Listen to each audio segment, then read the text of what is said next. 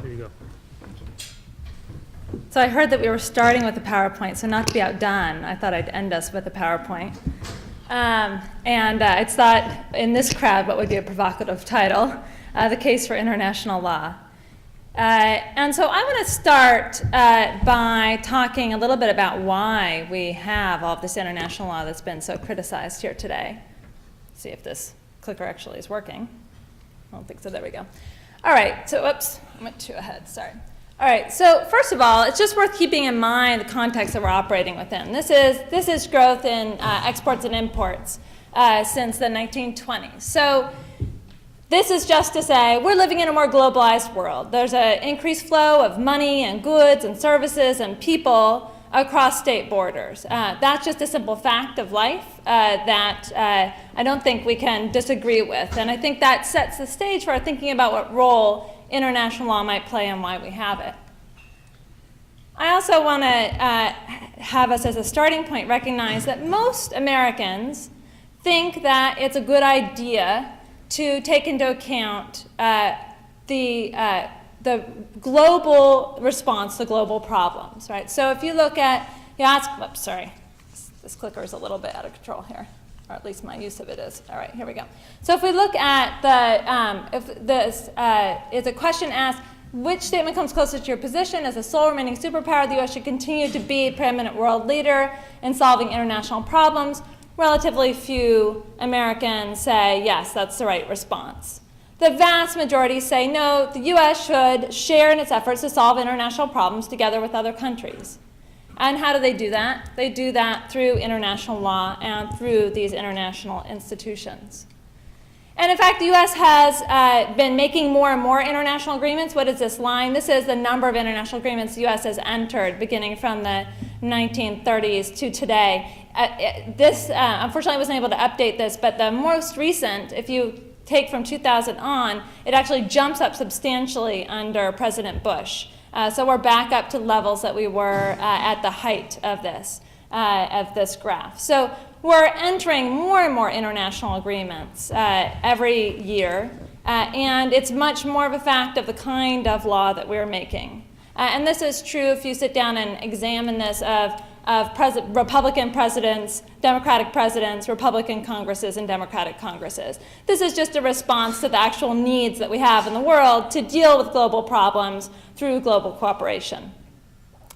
So my basic argument here is that international law does not represent the diminution of sovereignty, but the exercise of it is a tool that can be used to secure U.S. interests. And there are a lot of folks who agree with me.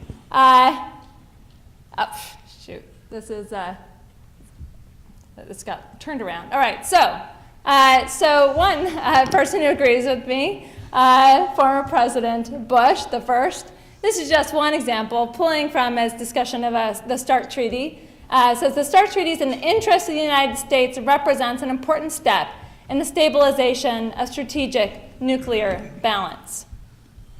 John Bellinger, the legal advisor for George Bush II, who immediately preceded the current legal advisor and was a legal advisor during the entire second term of George Bush.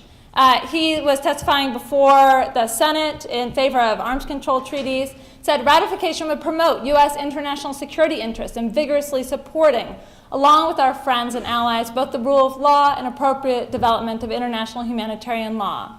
Additionally, when the United States ratifies a treaty, other nations are more likely to ratify as well, with the result that overall implementation of and compliance with those norms will improve over time, which ultimately helps to protect our forces.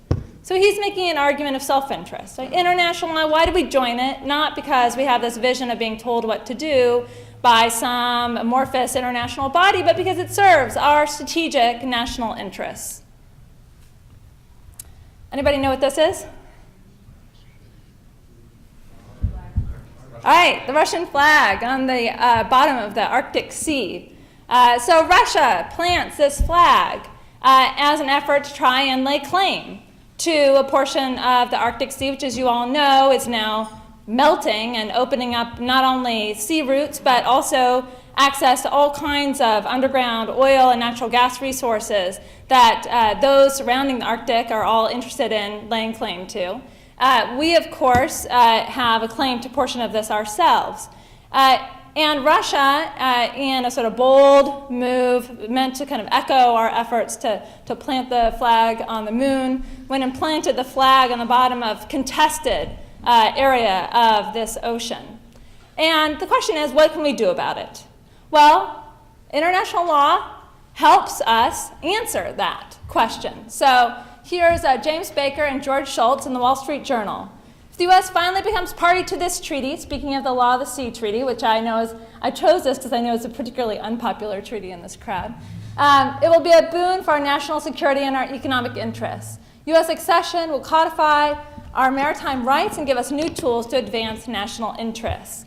And he goes on to explain that, in fact, this has been, that Russians are attempting to lay claim to this area, and our best response is to be a part of this international body that allows us to have a seat at the table, to actually defend our rights in a collective forum. And they're not alone. There was a letter that was written by a set of military officers and political leaders making precisely the same case. I know we have some members of the military, of the Navy here in particular, who are saying the convention codifies and strengthens freedoms in navigation and overflight that are essential to U.S. military mobility. The Navy and Coast Guard have testified that joining the convention will strengthen our ability to defend these and other important maritime rights and will enhance our national and homeland security efforts. So again, the argument here is not there's some amorphous kind of general reason that we should join this that is about sort of subsuming our pooling our sovereignty, subsuming our own self-interest to the greater good. It's about defending U.S. national self-interest by being part of an organization that allows us to articulate our own interests and secure them most effectively.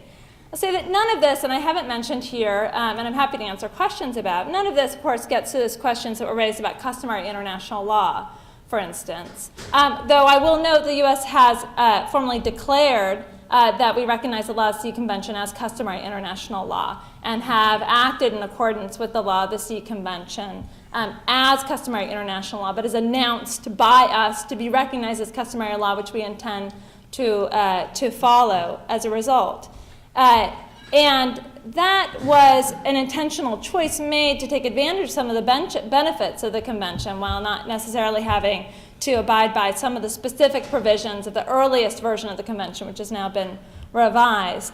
But aside from this, I can't think of, or certainly, actually, in addition to this, I can't think of a single example, and I'd be interested if you can, of where the United States has been forced to do something because of customary international law that it otherwise would not have chosen to do. Maybe you can come up with an example. I can't, and I teach international law. Customary international law operates at a much softer level. It is about having disagreements, discussions among sovereign nations, but there is, of course, a persistent objector rule. So if the United States persistently objects to the formation of a customary norm, it's understood that it doesn't apply to the United States and cannot be even seen to be legally binding on the United States. This is built into the entire idea of customary international law. It's a fundamental element of customary international law. So even when we're talking about customary international law, there is a strong principle of sovereign consent built in to international law, even in this area that might be considered the least consensual element of international law. The only area in which you're going to see peremptory, what are referred to as peremptory norms, is a very, very, very small subset. For instance, the peremptory norm against genocide. Again, I can't imagine the United States wants to declare a right to commit genocide in violation of that peremptory norm, and I can't imagine that there are any peremptory norms that I know of the United States would like to violate and is being prohibited from doing so by international law. Okay, I'm sure Jeremy will come up with one, and I'm curious to hear that. I also think that the UN is a bit of a bugaboo here because nobody's talking about the United States joining the European Union. Europe is a very unique legal, political, historical situation, and I wouldn't call that necessarily international law so much as a decision to create something new. And so we can have a conversation about that, but I don't think we should pretend that talking about the European Union is the same thing as talking about international law of a general variety, of the kinds of law that we ordinarily would talk about. And here, let me go back. I'm sorry, I have to go back a couple of slides because this got mixed up.